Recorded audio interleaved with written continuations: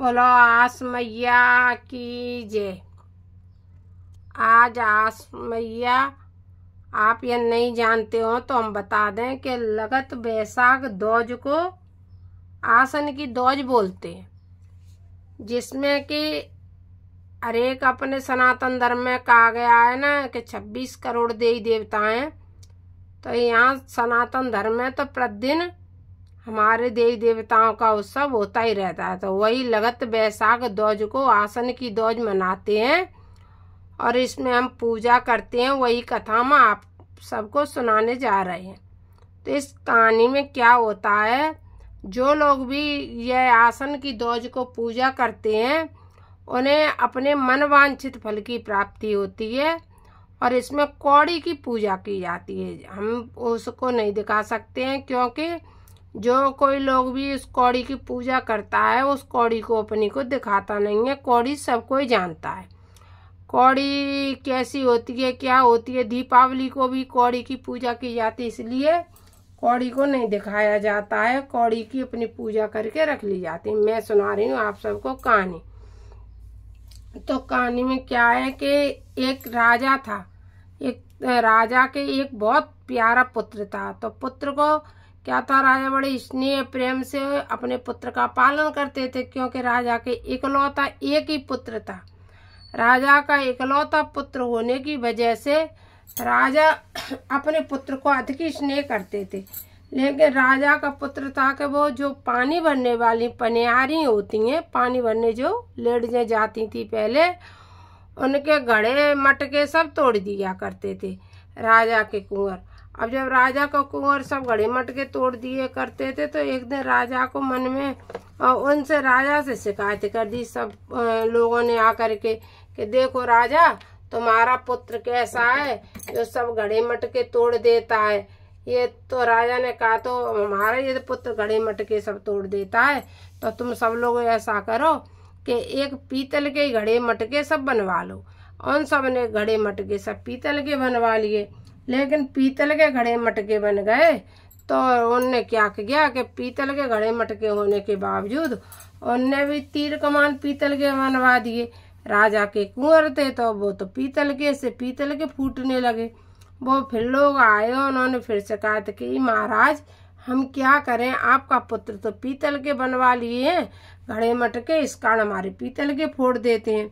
तो राजा ने कहा कि आने दो हमारे पुत्र को। जैसे ही पुत्र घर में प्रवेश हुए, राजा ने लिख के एक वो टांग दिया बोर्ड कि जाओ, तुम्हारा देश ने कहा रहा है तुम घर में प्रवेश नहीं करोगे, इस घर में तुम नहीं रह सकते हो। तो राजा का जो कुंवर था वो आगे चल दिया। चलते चलते उसको रास्ते में 4 बूढ़ी माताएं बैठी मिली। इससे हमें यह शिक्षा मिलती है कि कभी भी जो बूढ़े बुजुर्ग होते हैं वो किसी भी वेश में किसी भी रूप में हो, हमें कभी उनका निरादर नहीं करना चाहिए। तो वो राजा के पुत्र थे, इसलिए उनने कहा माता राम राम राम। जब उनने माता राम कहा, माता राम राम राम, तो उन्हें बड़ा आश्चर्य हुआ। अब चारों आपस में कहने लगी, अरे ये तो पूछो किससे राम राम करके चला गया है। राजा का कुंवर कह गया है माता राम राम। अब उनने पूछा, ये बताओ आप किससे राम राम करके गए थे बेटे। तो राजा के कुंवर थे, वो भी कम चतुर नहीं थे। उनने कहा कि आप भी हमें बताओ कि आप हो कौन, तुम कौन हो, जिस तब हम बताएंगे हमने किससे राम राम की। उनने में से एक बुढ़िया बोली, यानी माताजी बोली कि मैं तो भूख हूँ। राजा के कुंवर बोले, अरे तुम भूख को भी क्या राम राम करें, भूख के लिए कुछ राम राम नहीं है। भूख में तो बस यही होता है कि चाहे रसगुल्ला रसमलाई पेड़ा खाओ, चाहे बासी रोटी खा लो, पेट भर ही जाता है, इसलिए तो भूख के लिए राम राम नहीं है। तो दूसरी से पूछा, तुम कौन हो? कि हम नींद है। ने कहा तो नींद के लिए भी राम राम नहीं है, चाहे डल्लप के गद्दे पे सो जाए या जमीन पे सो जाए, नींद तो नींद आ ही जाती है, नींद को भी राम राम नहीं है। तुम कौन हो? कि हम प्यास है। उन्होंने कहा प्यास के लिए भी राम राम नहीं है। क्यों?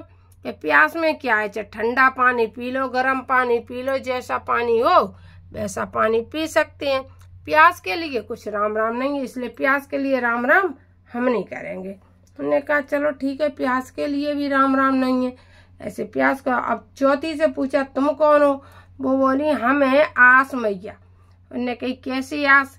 कि देखो सब कोई कहता हमारी नौकरी लग जाए, ये भगवान हम तो यही आस करते हैं, ये भगवान आज तो बहुत अच्छे पकवान मिल जाए यही आस करते हैं, ये भगवान हमारा लड़का आ जाए, भगवान हमारी बहू आ जाए, भगवान हमारे नाती है जाए, बेटा है, नौकरी लग जाए। सबकी आशा ही तो लगा रखते हैं सब लोग। तब इनने कि हाँ माता राम आपको ही राम राम है, क्योंकि आस बगैर कुछ काम नहीं है। सारे दिन हम आशा कुछ न कुछ करते ही रहते हैं कि ये काम हो जाए वो काम हो जाए, इसलिए आस मैया को ही राम राम है। मैंने कहा ठीक है। अब तो जब उन्हें आस को राम राम किया तो मैंने भी कहा था ना कि उन्हें वो नहीं दिया जाता है, मैंने कहा कि वो नहीं करते हैं, अपने उसे छुपा के रख लेते हैं, कौड़ी दिखाते नहीं हैं। तो आस मैया ने कहा कि एक साथ ही देखने के बाद कि ठीक है तुमको ही राम राम है आस मैया, अब तो तुमको ही राम राम है।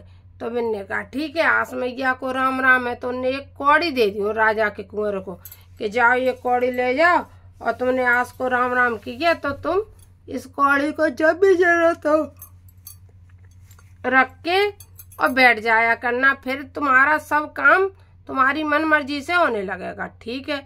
अब तो उनने सबसे पहले जुआ खेला, सो उसमें जो पशुओं को चराने वाले थे उन सब लोगों के जितने भी थे सब जीत लिए। फिर उनने किसी की जमीन जीती, किसी के पोए जीते, किसी का रुपया जीता। और तो राजा को सूचना मिली कि बड़ा तेजस्वी बड़ा ऐसा कुंवर आया है जो सब कुछ जीत लेता है। राजा ने कहा उसको हमारे पास बुला के लेके आओ, हम देखेंगे कैसा जुआरी है जो सब कुछ जीत करके परास्त कर रहा है सारी सेना को। अब उनसे जाके कहा कि राजा तुम्हें बुला रहे हैं। तब वो बोले हम क्यों जाए राजा के पास, हमारी क्या गरज पड़ी जो हम राजा के पास जाएंगे, राजा की गरज हो तो राजा ही हमारे पास आ जाए। राजा बोले कोई है तो बड़े घर का लड़का इतनी अकड़ है।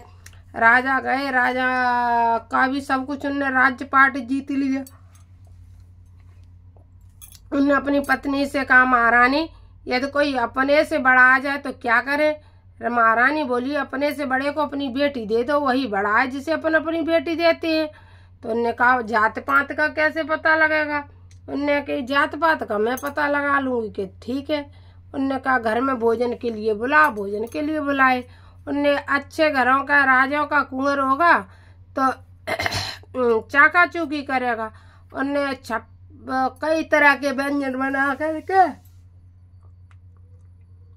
राजकुमार के आगे रख दिए। राजकुमार के राजा ने ये चाका वो चाका और खड़े होके चले गए और ये व्यंजनों को छोड़ गए। उनने कही राजा के कुंवर बिन सोचे बेटी का विवाह कर दो। बेटी का विवाह कर दिया। अब बेटी तो वही रहने लगी क्योंकि उनने तो उनके पिता का सब कुछ जीत ही लिया था। राजा के कुंवर ने घर से पिता ने निकाल दिया था तो घर जाते ही क्यों शादी करके वही रहने लगे। बहुत दिन हो गए, 1 साल रहते हुए हो गया। एक दिन बेटी ने कहा पिता ने शादी तो की ऐसी जगह की है ना किसी के पांव छू सकती है ना दान पुण्य कर सकती है,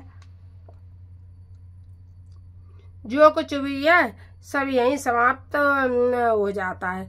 वे बोले ऐसी दुखी मत हो, हमारे तो इतना बड़ा परिवार है कि तुम किसी को कुछ खिला भी पिलाओ और सारे दिन खिलाओ, सारे दिन सेवा करो, माता पिता सब कुछ है। चलो अपने पिता से आज्ञा लो। पिता से आज्ञा ली, वो अपने राज्य को चल दिए।